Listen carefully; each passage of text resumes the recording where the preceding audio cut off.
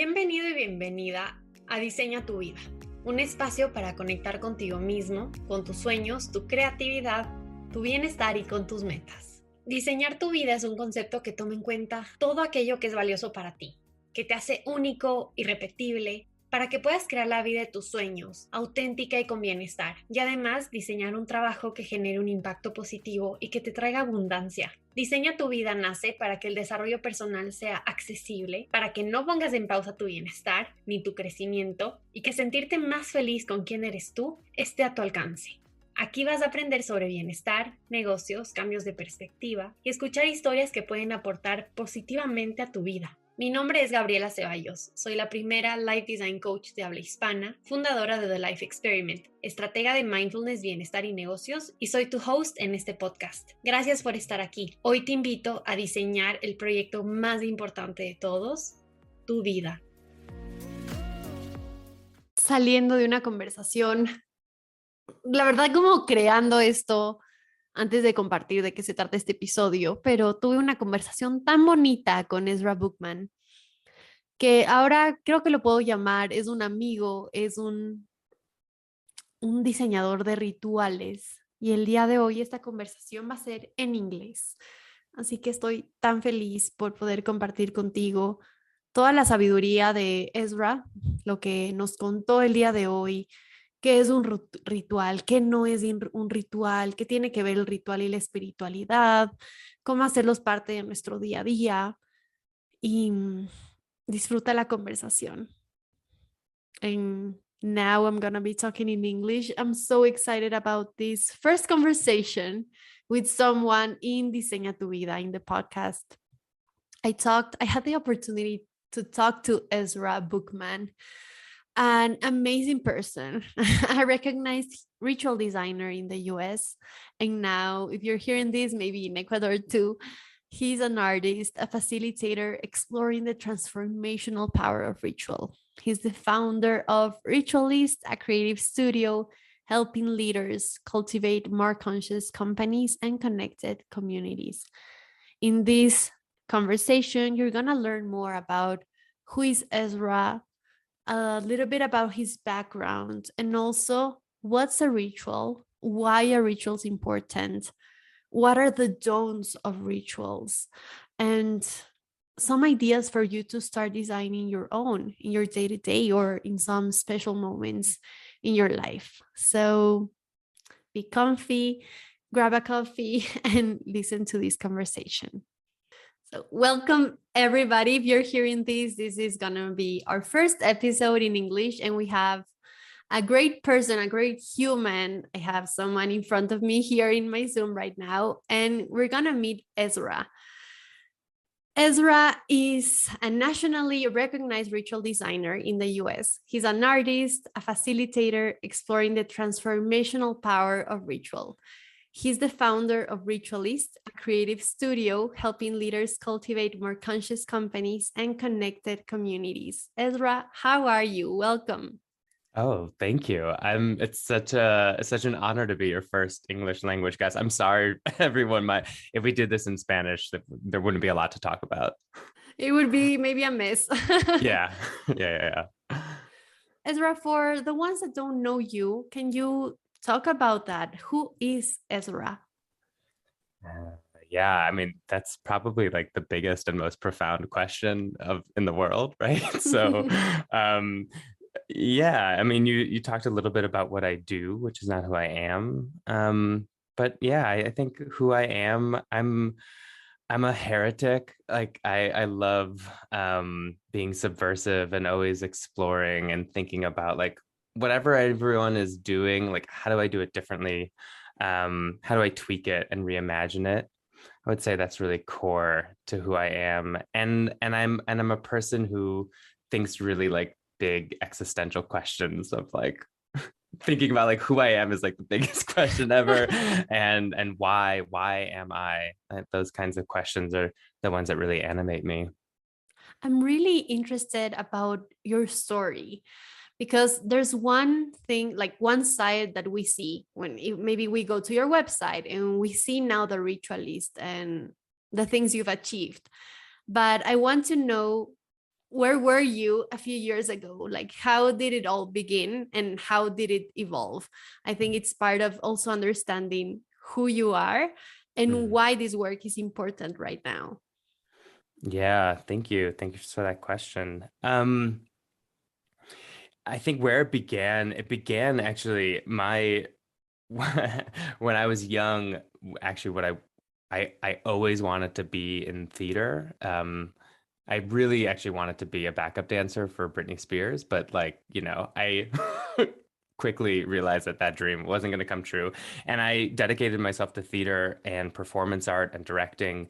And by the time I was already in college, I got really interested in the intersection of arts and spirituality and the way that sort of all of our artistic practices have their roots in ritual and spiritual practices. And so I got a research grant. I went to South America and got to spend a few months traveling through and around indigenous communities in South America and exploring that question and thinking about how do we train artists to create work that is spiritually transformational, not only for the audience, but also for themselves. And what happens when we set that as the goal for art. Long story short, I wound up in New York working at a community called Lab Shul, which was and is an experimental, artist-driven, everybody-friendly, God-optional pop-up Jewish community, sort of like a synagogue, but trying to like reinvent in every way, what that means for the modern world. And there, was able to basically create new rituals every day and reimagine old ones and work a lot with artists and refine my design process around ultimately the question, like, why are some rituals better than others or more impactful than others? Why are some rituals so transformational and why are some rote and repetitious and boring, we fall asleep during? What's the difference between that and how do we train all of us, because we're all involved with ritual, how do we train them to create better and more impactful and meaningful and memorable rituals? So I left Lab Shul, started Ritualist a few years ago, and have been doing that ever since, living the life of a professional ritual designer, whatever that means. And that was actually, you're the first person I know now that does that. That's why I was actually scrolling online, like in Google, reading articles, and suddenly, I don't know how, I found your article and I was like, I've never heard about this. And I think this is needed, like the profound way that you talk about rituals and spirituality and how to reimagine things that maybe we're just used to doing, and then just thinking outside the box with this also like sense of this is very sacred, like now what we're doing, maybe if it's a ritual. So Ezra, what, like, is this the way you pictured how you were gonna finish college and how you were gonna be, I don't know how old are you, but maybe 10 years away from college? Or was this in your path, or this is totally like outside of what you pictured? Mm. It's totally outside of what I pictured, and yet totally makes sense at the same time. I was singularly focused on a life as a theater and performance artist from the time I was probably 12. And went to a special high school and got a BFA for college. That was, I really only saw myself in a pretty narrow um, career path. And so, and yet I can recognize that throughout all of the twists and turns and all the weird things that I have gotten myself into over the last decade, that and longer, that this question of how does transformation happen? What are the experiential conditions for transformation? That has woven throughout my work and has really remained a constant. And it's manifested in different ways and different jobs and titles. But that's always the question that has really driven my work. So I see what I'm doing now. I'm like, yeah, that makes sense. And Mhm. also, like, it's the heretic in me that gets to say, like, so much of what we think about ritual, um, we have so many misconceptions about ritual across the world right now that are holding people back from really receiving that kind of deep, meaningful experience and integrated experience of life. And so that really is driving my work right now of wanting to bring a new vocabulary into the world around, what are rituals actually, and why are they important? And then ultimately, how do you go about designing them and designing them better? And now that you've said it, I'm really interested to know, like, what are those common misconceptions you've encountered when people now discover your work? Like, what do they think about rituals that's not ritual? Like, Yeah, it's a great question. I could talk a lot about this. Quickly, I would say, I think there's three main misconceptions. One is that rituals are inherently sacred or spiritual. It's not true. They are special though, right? They don't have to be sacred. They just have to be special, elevating out of the mundane into the extraordinary, from the ordinary to the extraordinary. So, if you're not a religious person or even a spiritual person, there are still rituals that you are doing in your life that matter. The example that I give a lot, and I'm not sure if they have this in South America, but in the States, there's this thing called the golden cancer-free bell. And it's used a lot in children's wards in cancer children hospitals. And when you finish your treatment, you get to ring the cancer-free bell that's on the floor. And there's all kinds of sort of rituals and ceremonies that people do around it. And it's deeply meaningful and impactful for people involved and for the other kids that are on the floor who hear the bell, ringing in the distance and say, oh, I can get better. This is not forever. But it is not connected to any, religious ideology. So there's that. I would say the second misconception is that rituals need to be repeated in order to be rituals. That's not true. The first time you do a ritual, it's still a ritual, even if you never do it again. And really, every tradition started as an innovation at some point. And then the third misconception is that rituals are these highly structured, very rigid sort of structures. You got to do it exactly this way, but that just doesn't bear out in the research. Rituals are constantly being invented and reinvented, tweaked and changed over the course of history, and that's how they stay relevant and meaningful in our lives. yeah. Yeah, So, and there's mhm. maybe one thing. There's a quote. Emil Durkheim, who's a thinker and philosopher on ritual. And an anthropologist wrote, rituals are these sites of collective effervescence.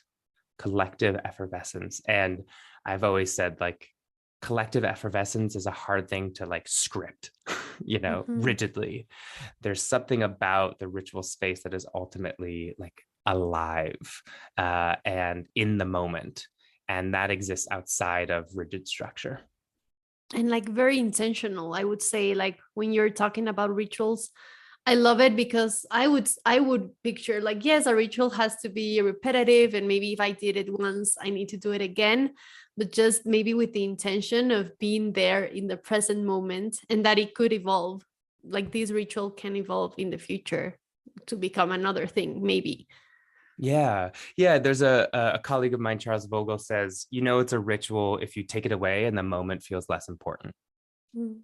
And there's a kind of simplicity to that, where, even, at the end of this call, if we, did a little thing to say goodbye, we might never be on a call again with each other. But if we slow down and extend some gratitude to each other, we've brought some ritual into the moment. And yeah. And now that you're here, Ezra, and talking about this topic and how passionate you are about rituals, can you tell me and tell us why rituals? Like, what's the difference between a ritual and a routine, the things that I do in my day to day? Like, how can we understand more what is a ritual? Yeah, I would need a good hour to really dive into and split all these things out. I also like to use the language of habits and traditions because those get conflated as well. Um, there's a Esther Perel, another colleague of mine and a brilliant therapist, has this quote that I love. She says, "Routines get you through life. routines get you through the day, rituals get you through life. And so I could get really into like the details and specifics. I have different definitions for rituals, routines, habits, and traditions. But ultimately, rituals are these intentional, symbolic actions that heighten importance, impact, or meaning. Intentional, symbolic actions that heighten importance, impact, or meaning. And each one of those elements of my definition are really important. Intentional, I talk about the 3 Ps. It's purposeful, personal, and particular. So I ask people, why are you doing this? Why are you doing this? And why are you doing this? Why are you doing this? What's your purpose? Why are you doing this? What's your personal connection to it? And why are you doing this? Why this particular thing of all things that you could be doing to get that purpose, that why this thing? So that's intentionality. And symbolic is that there's something about a ritual that is not directly instrumentally purposeful or functional. So there's something about a ritual that doesn't fulfill like a direct instrumental purpose. There's a researcher that says it's causally opaque.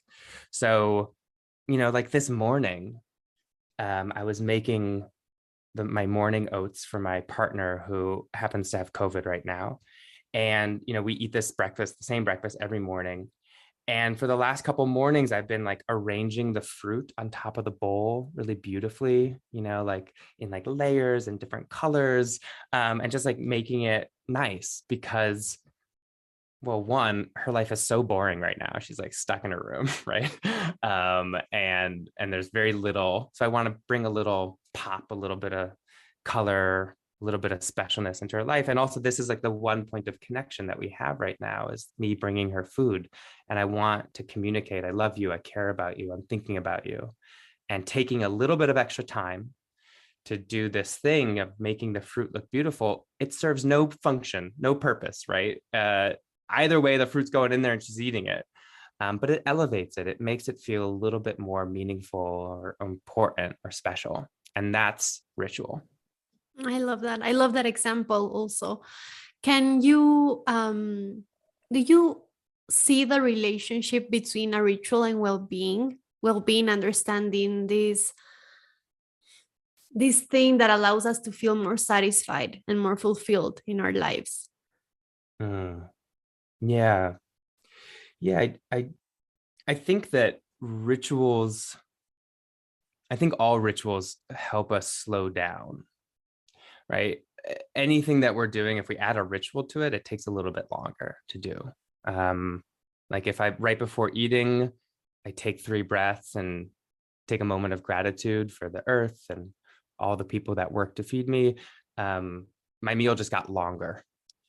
And I think in a world in which we are so pulled thin and where there is so much distracting us and keeping us out from the present moment that we're in, rituals are friction. It's this kind of countercultural tool that we can use to interrupt all that distraction and all that speed and all that the monologue of scarcity and you're not good enough and you don't have enough and bring you and slow you down into the present moment. And I think that gratitude is one of the most profound influences on our well-being. And also, as the research shows, it's also our connections and our relationships.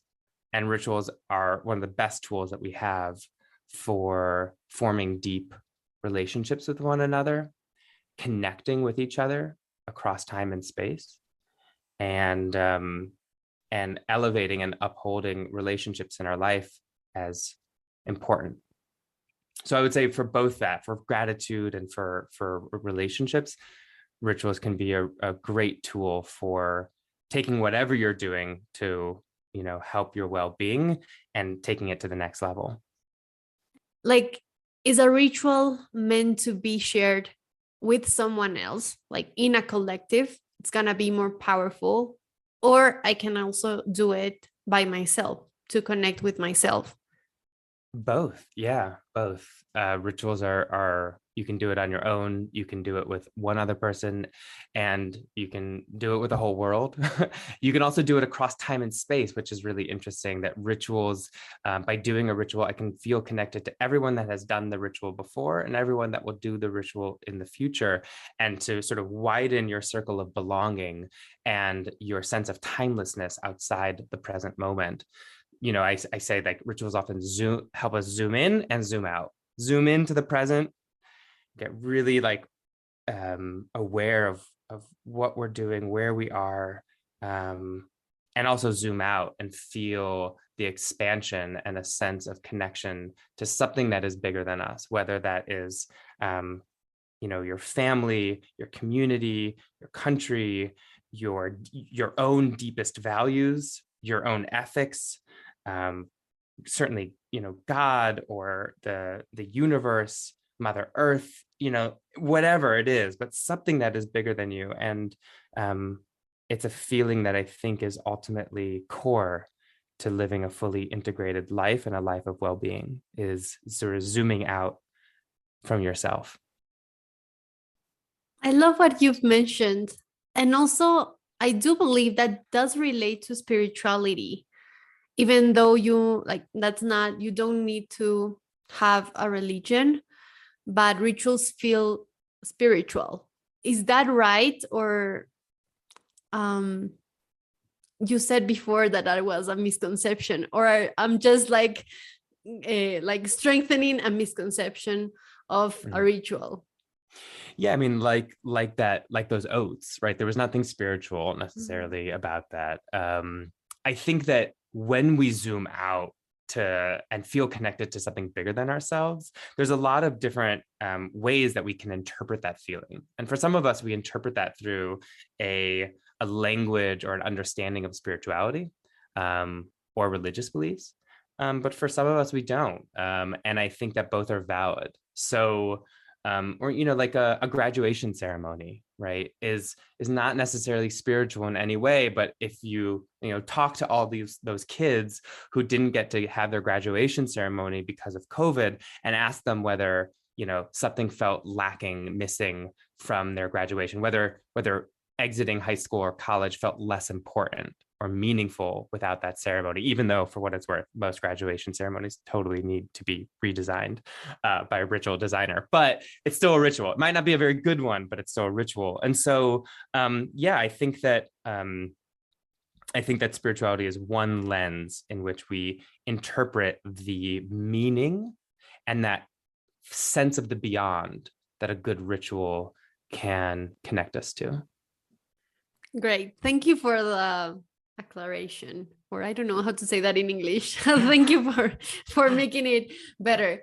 And Ezra, do you have like, what are the don'ts of rituals? Do you know, like, this is not like, really, these are the don'ts. Don't make this if you're trying to create a ritual for you. Oh, wow. I've never been asked that question. um, yeah, I don't have an immediate answer to that. I feel like it's a playful space, so I'd rather people felt expansive and playful in their ritual exploration. um I would say, like, don't be too rigid and closed-minded. Feel free to explore and experiment, and if you don't get it right the first time, or if it doesn't feel right, try again, try something new. I would say um don't keep the fluorescent lights on, like turn the lights down, light some candles, put on a lamp. I think transformation, it's really hard for transformation to happen under fluorescent lighting. So I would say maybe that's my one rule about creating ritual space. So don't be too dogmatic, be inclusive. If you're doing it with other people, include them in the process.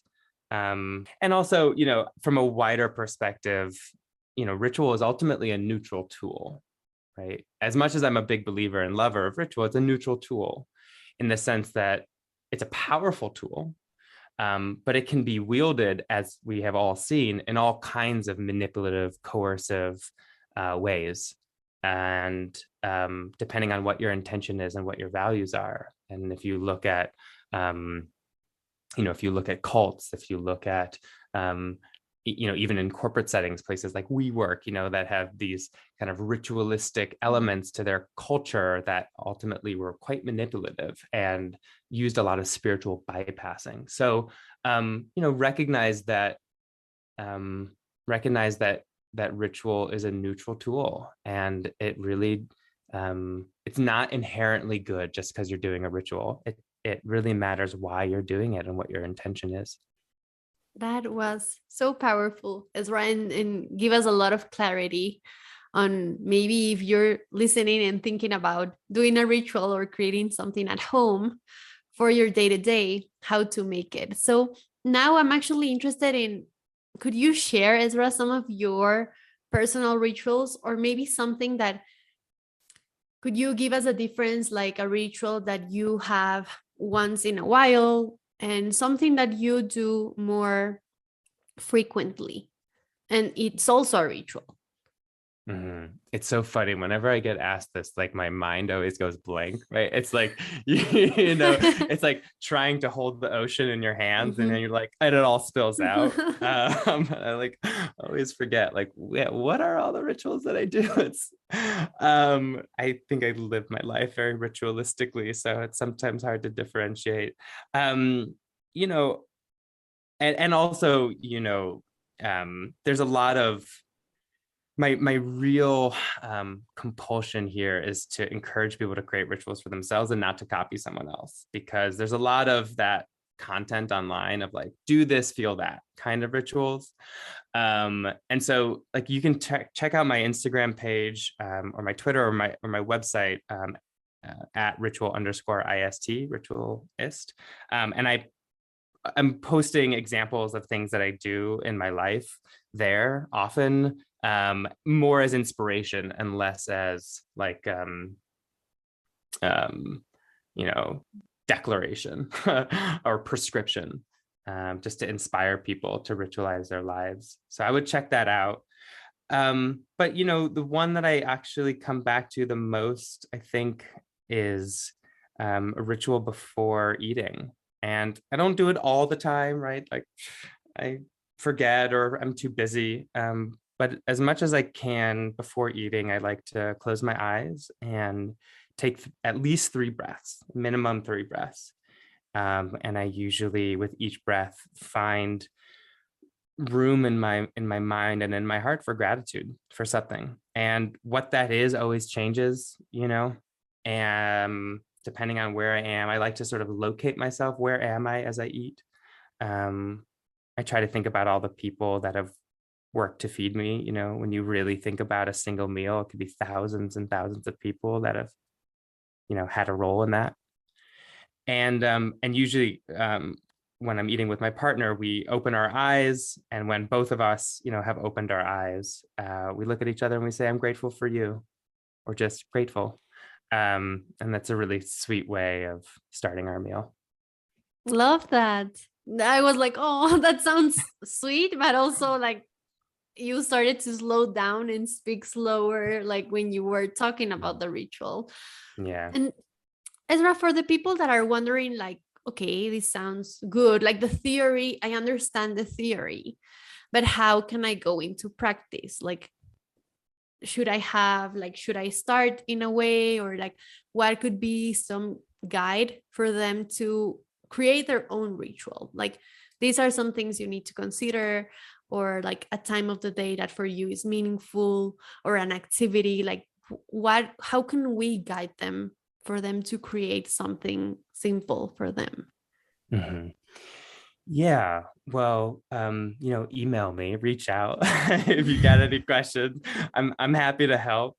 This is my work. Usually where I tell people is, as a place to start is look for a moment of transition in your life.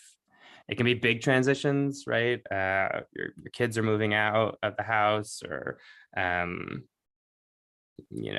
anniversary, or going back to work or whatever it Or is. starting a business, as many entrepreneurs are in this podcast. So maybe starting a business or. Sure. Yeah. Starting a business.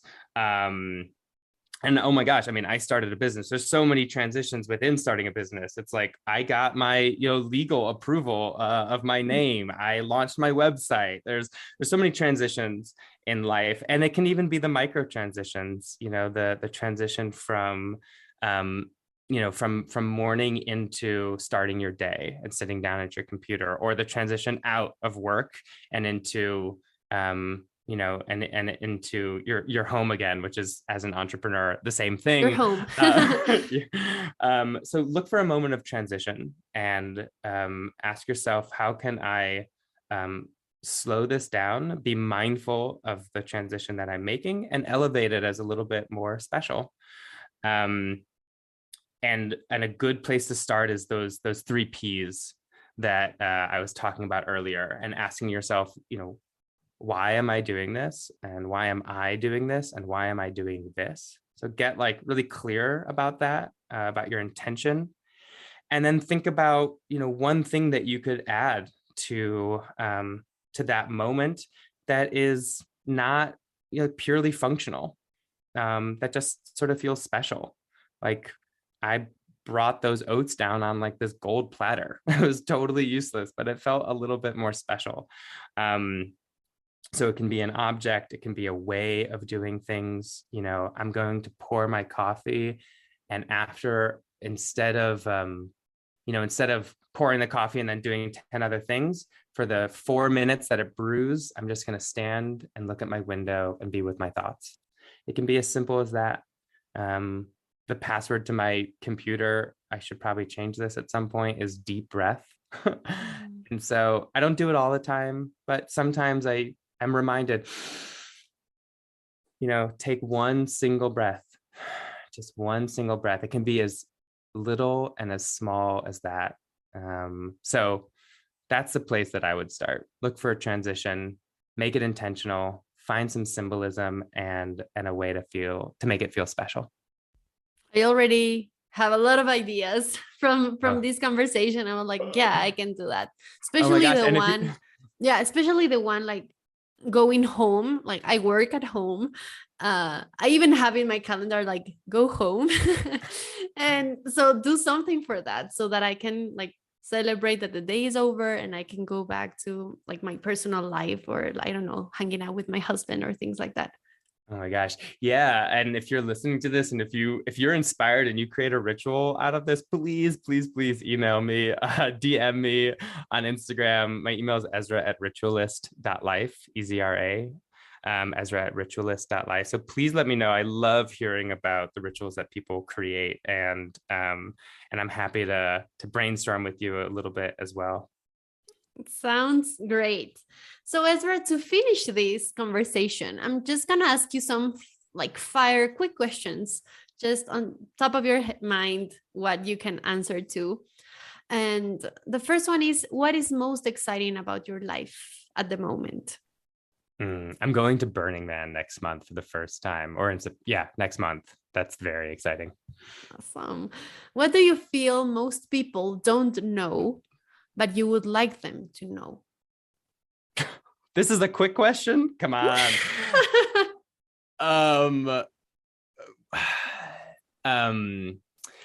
Fermentation is so cool and so fun, and everyone should be experimenting in the kitchen with fermenting things. And it's so much easier than you think it is, and it's so much safer than you think it is. It's not so scary. Ferment things, pickle things. It's awesome. Have you changed your mind about something recently? If yes, what was that? Yeah, I was actually just in Hawaii, and I always thought that I hated papaya, but I had the most delicious papaya in the world, and I'm a mild papaya believer now. Great example. And finally, what's some quote or a phrase that inspires you right now, that you're actually living it or feeling it in your life? there's immediacy effect. So I just heard this on a podcast the other day, and so it's top of mind. It's a quote from Voltaire, and the quote is, "God is a comedian with an audience too afraid to laugh." God is a comedian with an audience too afraid to laugh. I love that. And now, thank you so much, Ezra, for this conversation, for sharing some of your stories, your rituals, and letting us be more clear about what is and what's not a ritual, and allowing us that like to have that permission of being open and creative and just very intentional to what we want to create. So for the ones that want to know you better, how can we get in contact, share some upcoming exciting news you have, or how to reach out to you? Yeah, please do. My website is ritualist.life. And also, like, all of my contact and socials and everything is there. So if you don't remember anything, just go to ritualist.life. You can find it all there, because I'm on Medium and Instagram and Twitter, and I'm not on TikTok. That's maybe the only place I'm not on yet. But also follow me, DM me, and reach out and share things with me on Instagram at ritual_ist. I love when people send me things, like curated from around the internet of like, hey, saw this, thought of you, because that's such a love language for me. And also, yeah, please, on Twitter at Ezra Bookman. You'll get all the up-to-date information on the articles that I'm writing, and workshops that I'm hosting, and ways of taking this work a little bit deeper. If you want to sharpen your skills as a ritual designer, and possibly design a ritual for your new entrepreneurial life, the new company that you're founding and creating, I'll be doing a small group cohort learning journey starting in September, to learn about the design and art and science of rituals, and then to like immediately put it into practice. So you can walk away having designed a ritual and also having created a little micro community of people and colleagues to support you in your journey. So just follow me, and I'll be posting information there. Great. Thank you so much, Ezra.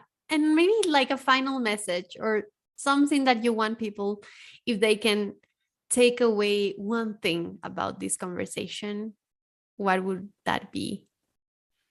I would sort of flip that around. And I would say, if you're listening to this right now, it's really easy, especially, I'm sure you're probably like driving somewhere or doing the dishes, and like you're busy and you're half listening. So just take one moment now before you end this and move on to the next thing, or move on to the next podcast.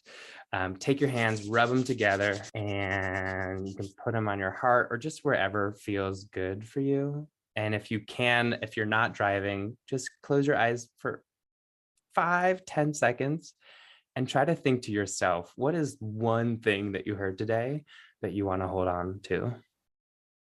A quote, a line, an idea, just one thing. And just hold it in your mind's eye and trust that you've got it in your pocket, walking with you for the rest of the day. Thank you for giving us your time and your ears and your presence to this conversation. And I am eager to hear from you and to know what resonates and what questions you have. Thanks so much. Thanks, Gaby. Thank you, Ezra. Thank you for this, and have a lovely, lovely day. Thank you, everyone. Gracias por escucharme. Si te gustó este episodio, suscríbete o deja tu review en la plataforma que escuchas. Sígueme en Instagram si quieres conversar más, tomarnos un tecito virtual y aprender más sobre diseñar tu vida y tu negocio. Además, comparte este episodio si sabes que a alguien más le puede ayudar y le puede gustar. Nos vemos pronto en un próximo episodio de Diseño tu Vida con Gaby Ceballos.